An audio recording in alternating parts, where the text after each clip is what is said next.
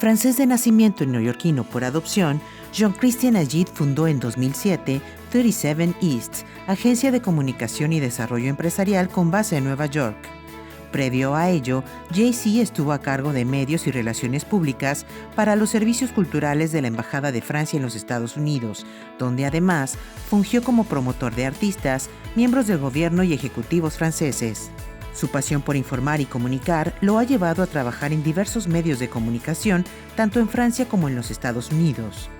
En 2016, encabezó el lanzamiento del Women Forum for Economy and Society en México. Además, es miembro del Consejo Asesor de los Amigos Americanos de la Ópera y Ballet de París. Jean-Christian Agid.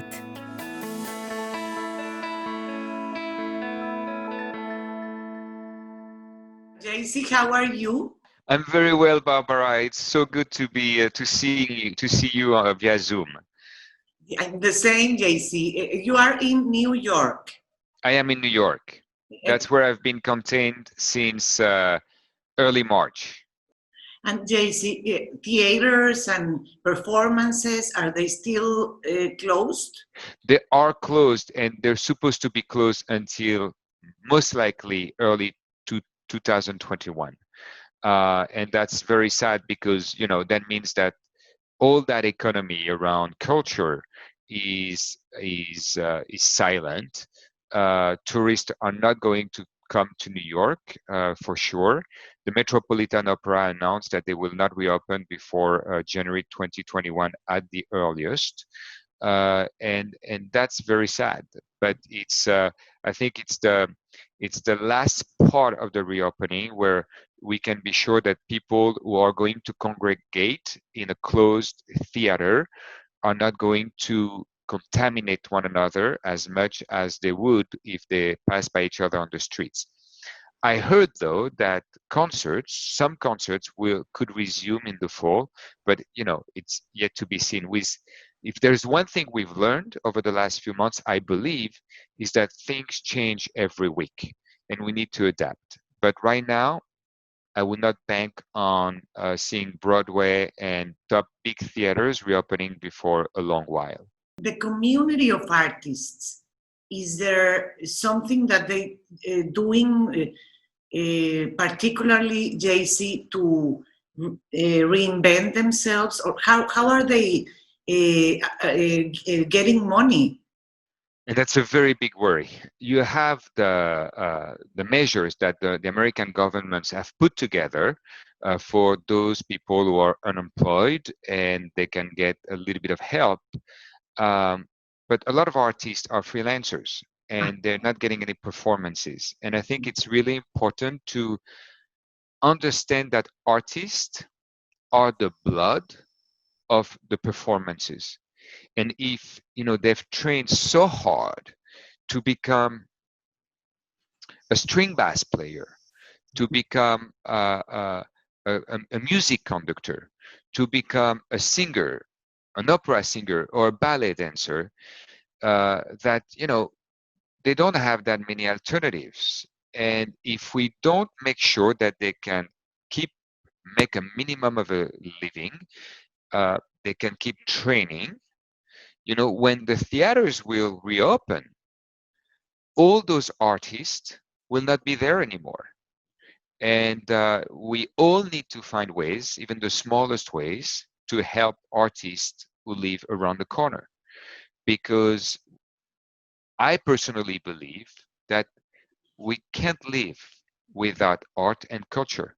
If we lose that side of ourselves, on top of the social distancing, on top of the containment and the quarantine, then as human beings, how do we exchange ideas? How do we elevate ourselves? And we need culture just for that. On top of it, we need culture because it's a big part of the economy, period. The same way restaurants are, the performers, the theaters, the technicians, they generate a lot of revenues, and we cannot just decide to ignore them. You are also involved with the community of plastic arts people. I know you have a lot of friends. I have been with you in this extraordinary exhibition that I went with you. How about them? How are they doing? How are they? That's very interesting. I have a lot of friends who are gallery owners, and during the containment, they actually said that people were buying art. You know, they spend more time at home, so they look at their immediate environment and the walls, and they need something to escape. And so they actually took the time to contact galleries and buy art from them, especially the galleries where I guess they have developed a trust relationship, and they've bought art that they love. They didn't buy art to invest. They did buy art because they actually wanted to see that painting on their walls, that lithograph on their walls, or that sculpture in their living room or in their bedroom. And that was a really interesting part. And that's a good thing, because I think those artists as well need to keep moving forward, and same for the galleries that represent them. So it was a very good surprise to hear from my friends who have galleries in New York. One as one of the best collection of lithographs in the world. His name is Éric Mourlot, and he's the grandson of the lithographer of Picasso, Matisse, Calder, Liechtenstein. And he explained to us that not only the buyers were there, but they would take the time to really find the art that they would associate themselves with. And the other one is a gallery owner in just north of New York, and she told us that she also did make a lot of sales during this containment. So that's a good news. So they deliberately help the community of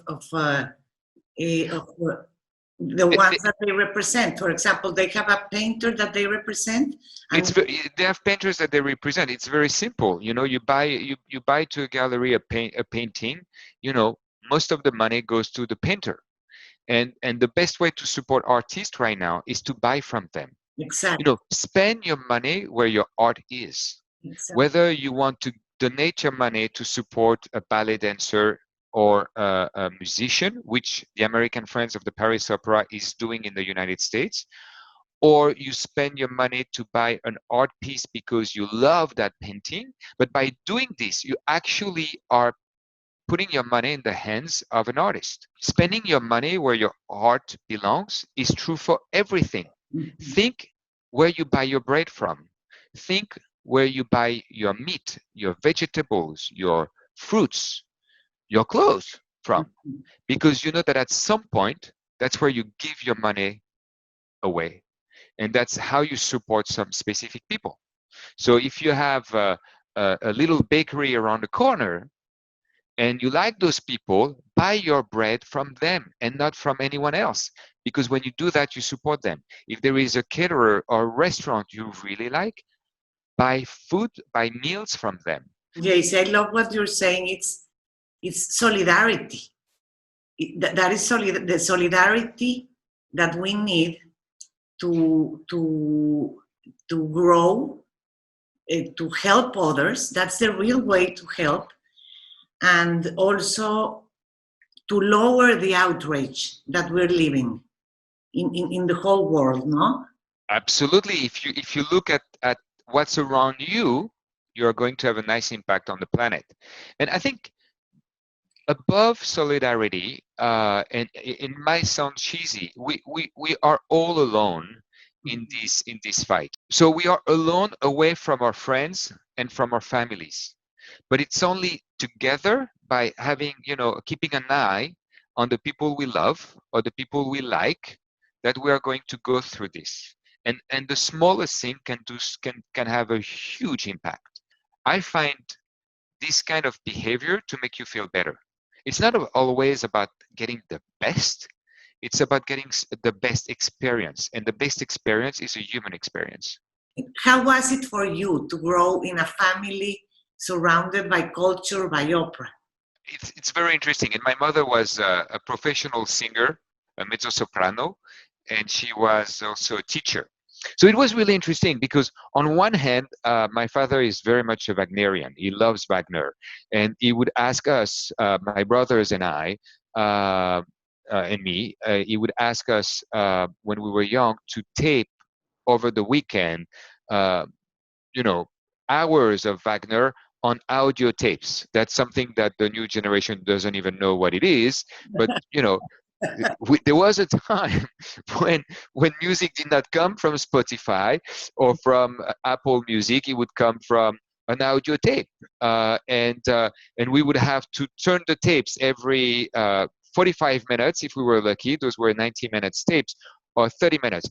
I can tell you, I did not like Wagner at all. I thought it was I was 10 years old. I could not understand anything, although the story is fun. But to me, Tristan, the first act of Tristan lasts forever. But at the same time, my parents would go to the opera all the time, and they would take me, or they would take one of my brothers with them every once in a while. So we were exposed to that level of culture, of elegance, of respect, for performers, from music, and we would get that inside our bodies. And I think that whether it's opera or a book or a story or a play, it doesn't really matter what it is. To be able to see the world differently, and to be able to get some distance from a story or from a performance,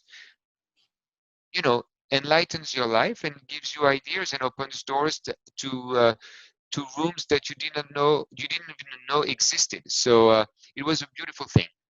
JC, the Women's Forum. Tell us about that experience. So it's the Women's Forum in Mexico. So the Women's Forum was a big conference created in France, I would say about 15 years ago, to become a platform for women leaders from all backgrounds to express their opinions, vision, and ideas. The biggest economic conference in the World Economic Forum, at that time had very few women participate in the conversation. To date, I think the World Economic Forum has improved the numbers, but still, if you look at any conference around the world, any debate, any conversation, it's mostly a guy's affair. And the Women's Forum at first tried to really focus on creating a platform for those women. And I was fortunate enough to work with them for a very long time. And in 2014, I was asked to go to Mexico and try to create a community of people and ultimately a conference in Mexico for not only women leaders in all sectors, but also men leaders in all sectors, because the world is not a world of women or a world of men. It's a world where we are sharing resources, ideas, and creativity together. And so I was fortunate enough to manage that conference in Mexico in 2016 and 2017, and it has grown very fast in Mexico, because I've seen in your country not only so much talent, that's obvious, but also a strong desire for this talent to come together and to create something new. And I hope this movement will keep growing, because the impact on the economy, on the society, on culture, on the position of Mexico in the world gets stronger every time. And I'm very glad, Barbara, that you have been part of this experience. Me too, yes. It was something that those moments that I call life-changing moments. and as you said, it is very important to keep having in Mexico those kinds of initiatives that impact a lot of, not only, as you said, a lot of women, but a lot of the ideas. What I like, JC, is to bring the ideas that the world is talking about to Mexico or to Monterrey. That's the idea. Oh, definitely. We need to do that. We need to do that both ways. I mean, you know, I live in New York. I'm from France. And my knowledge of Mexico and of Mexicans has never been to the level of what I've discovered in Mexico.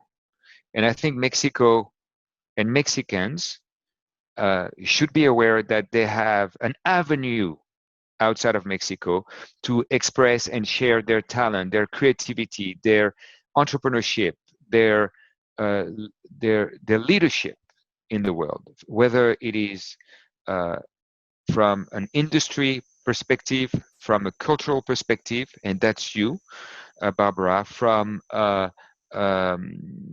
entrepreneurship perspective, from a technological perspective. I mean, through the Women's Forum, I've seen how many young girls learn how to code. I don't know how many young girls in my birth country learn how to code.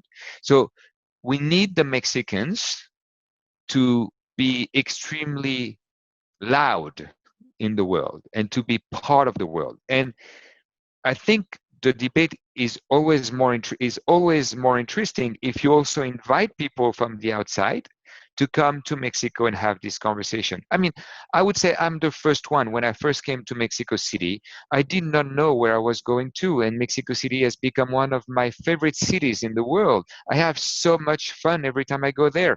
Same with Monterrey.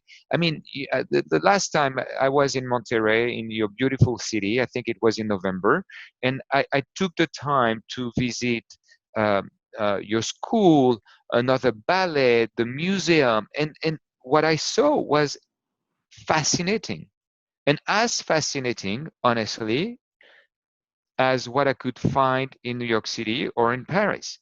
Certainly different, including, by the way, from a gastronomic perspective.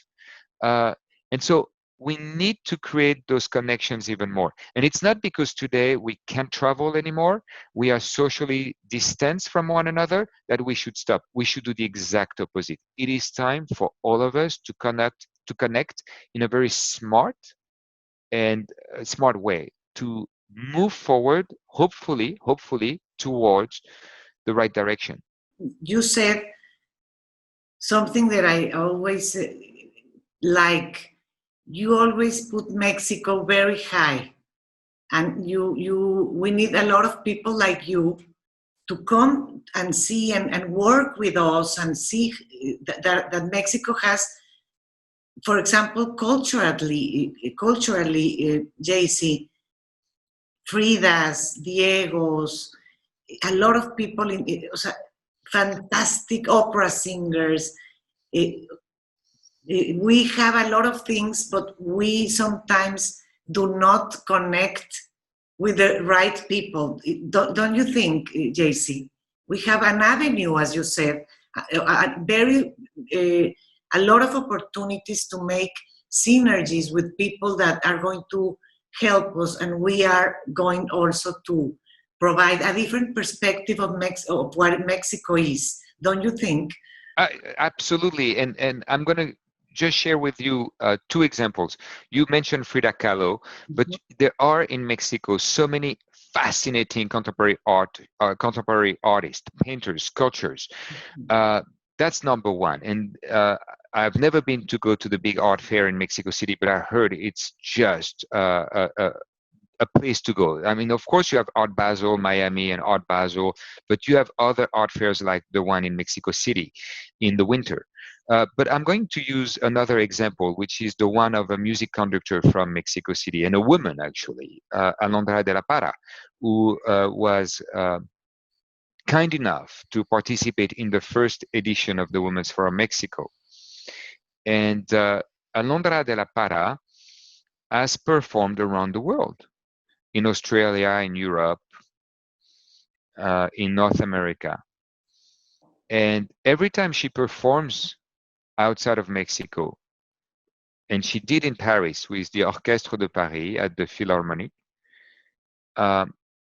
she makes sure not only that the orchestras are going to perform a Mexican composition,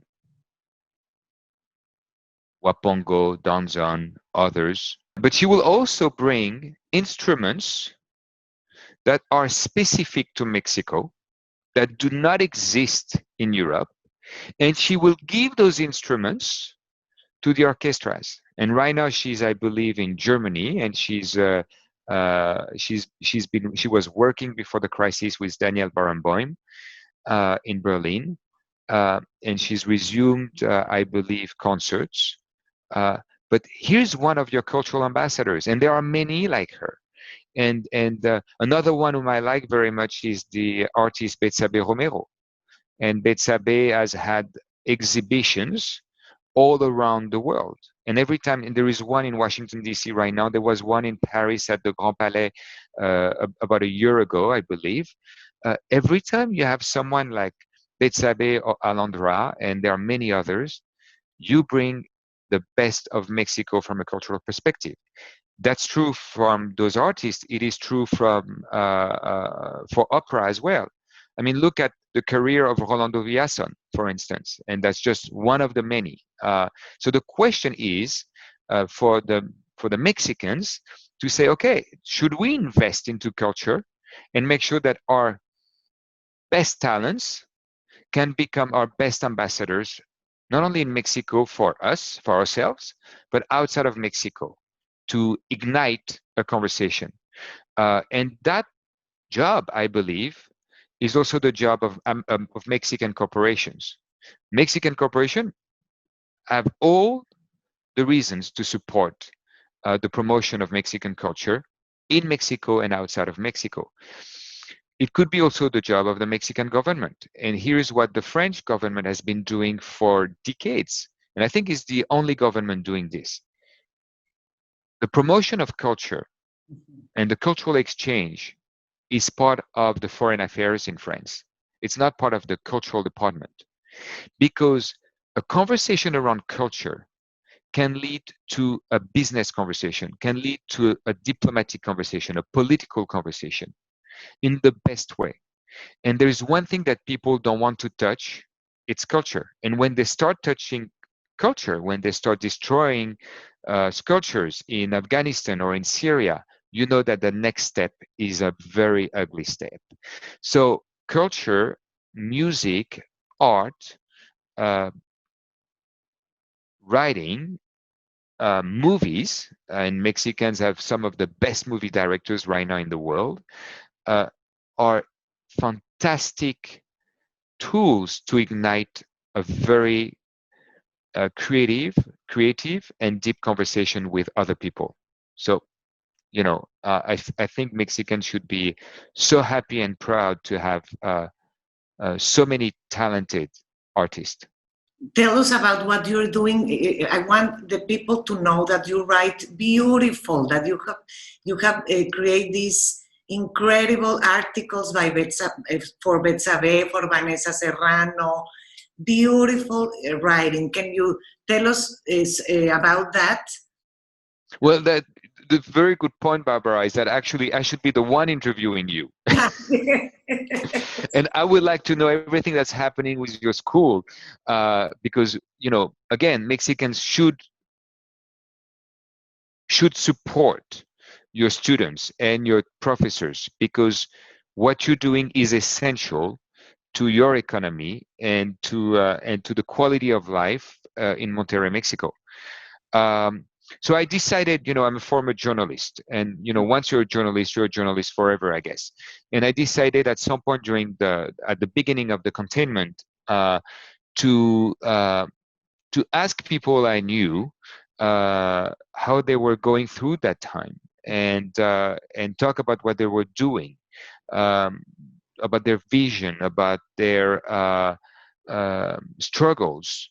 And I did a set of interviews that I call At Your Home, without me.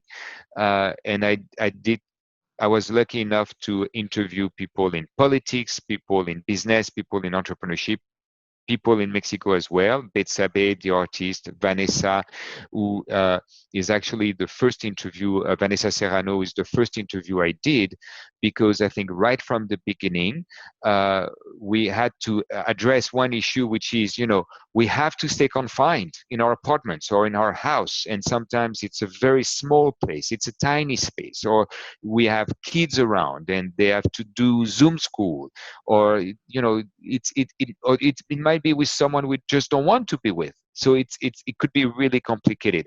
But what Vanessa Serrano did explain is that although we are confined physically, it is actually the right moment to understand that there is one thing that no one can confine. It is what's here and what's there, and there is a way to generate ideas on that energy. And I think it was really important, and that goes beyond, by the way, any kind of containment situation. So the whole idea of doing those interviews was to also deconfine our dialogue, and to make sure that the dialogue was not stopped. And learning from Betsabe Romero on not only art, but also on the struggles from the people in Mexico City to stay home or to have access to food, the importance of what we were doing with funerals when a loved ones passes away during that time, and no one can go to the funerals, and we cannot have what makes us different, I would say, from any other species, what brings us together, or brings civilization together, which is our rights, the way we deal with those issues, birth, death.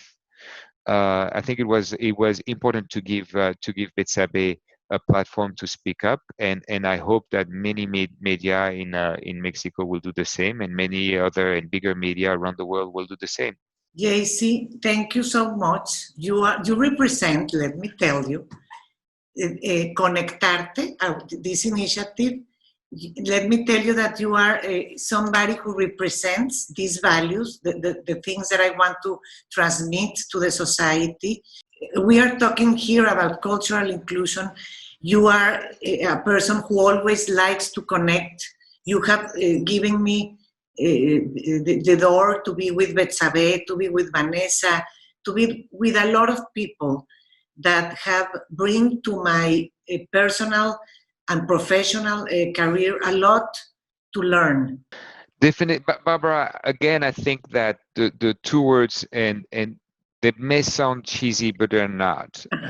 We are alone, but we're alone together, and we can only move forward, whether it is in times of crisis or in times of when the crisis is not that obvious, because I do believe there is always a crisis, by the way. We can only do this together, and it's much more fun to do it together. Solitude could be really interesting to some people in terms of way of thinking, of elevation, but globally, if we pay a little bit of attention to the other people, we may be able to open doors again towards rooms that we did not know existed, and let's be curious and see what's behind that door. We create this initiative in the Escuela Superior and in the other cultural center that I run, that is called The Best of Staying at Home. And we did this contest. We created this contest where children needed to send a piece of a picture or a video of them dancing or performing an instrument, and to engage them, to get the community with us. So we decided to create this small award ceremony only with the ones who were the winners, and keeping the proper distancing. But I wanted to make sure, JC, that I have evidence of the prize we were giving. We decided to give like $130 for the winners, taking into account, JC, that this money can be of a lot of help for a family who is struggling with money because they don't have a job or whatever. And at the award ceremony, JC, this girl, she won the first place, and I gave her the diploma and the money.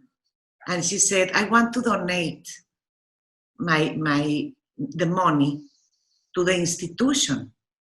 And I said, oh my God, you don't have to do that. You work and you deserve this money is yours. And you know what she answered, JC? She told me, I have seen during the 3 years that I have been in this institute that there are people that needs more the money than I do. So I want to give this money to somebody who needs it more. And I told her, you know what?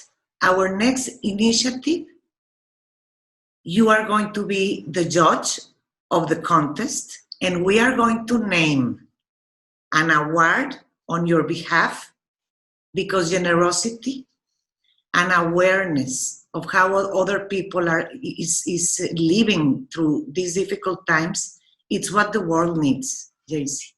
So true. And that gave me the perspective of sometimes we are overwhelmed by our own things, our own problems, and there are still people who doesn't have a lot, and they are still joining forces for others who are less fortunate. So it really, JC. It's so beautiful. This was something that we all need to see. That changes our perspective, no? I agree with you. It's such a beautiful story. What a story. JC, you are my ambassador of this program, of this initiative. Yes, okay. I have learned a lot from you. You are one of my best friends, JC.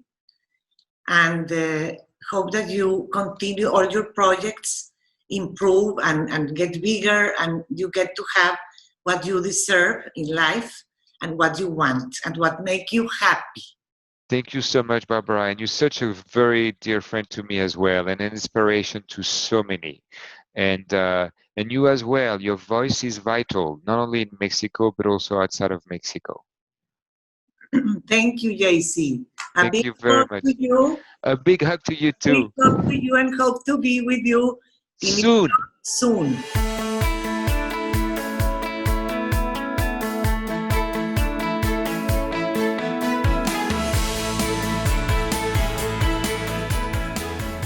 En el próximo episodio de ConectArte, empresaria y autora de libros de cocina y estilo de vida, Vanessa Serrano.